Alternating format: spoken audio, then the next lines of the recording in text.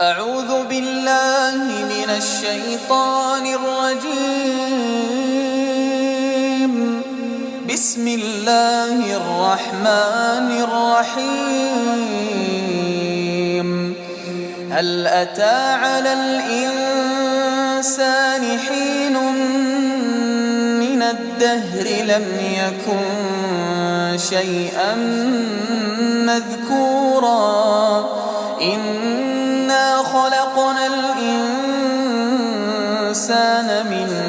نطفة أمشاج نبتليه فجعلناه سميعا بصيرا إنا هديناه السبيل إما شاكرا وإما كفورا إنا أعتدنا للكافرين سلاسل وأغلالا وسعيرا إن الأبرار يشربون من كأس كان مزاجها كافورا عينا يشرب بها عباد الله يفجرونها تفجيرا يوفون بالنذر ويخافون يوما كان شره مستطيرا ويطعمون الطعام على حبه مسكينا ويتيما وأسيرا إنما نطعمكم لوجه الله لا نريد منكم جزاء ولا شكورا إنا نخاف من ربنا يوما عبوسا قمطريرا فوقاهم الله شر ذلك اليوم ولقاهم نضرة وسرورا وجزاهم بما صبروا جنة وحريرا متكئين فيها على الأرائك لا يرون فيها شمسا ولا زمهريرا ودانية عليهم ظلالها وذللت قطوفها تذليلا ويطاف عليهم بآنية من فضة وأكواب كانت قوارير من فضة قدروها تقديرا ويسقون فيها كأسا كان مزاجها زنجبيلا عينا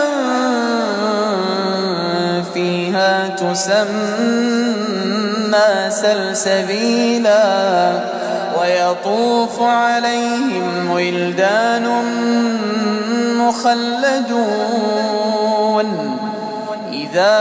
رأيتهم حسبتهم لؤلؤا منثورا وإذا رأيت ثم رأيت نعيما وملكا كبيرا عاليهم ثياب سندس خضر واستبرق وحلوا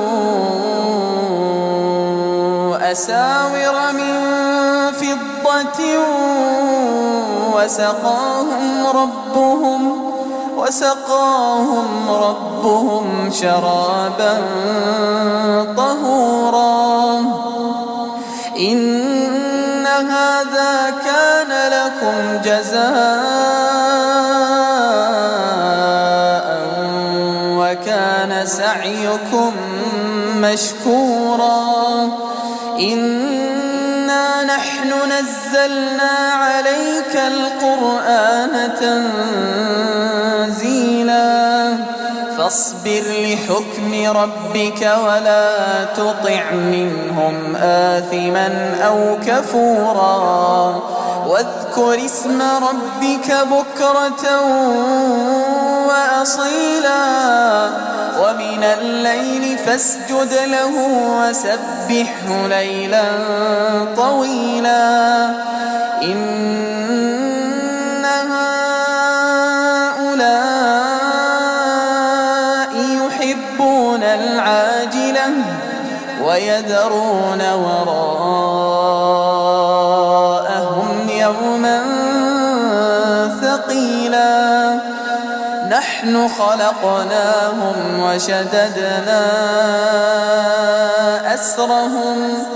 وإذا شئنا بدلنا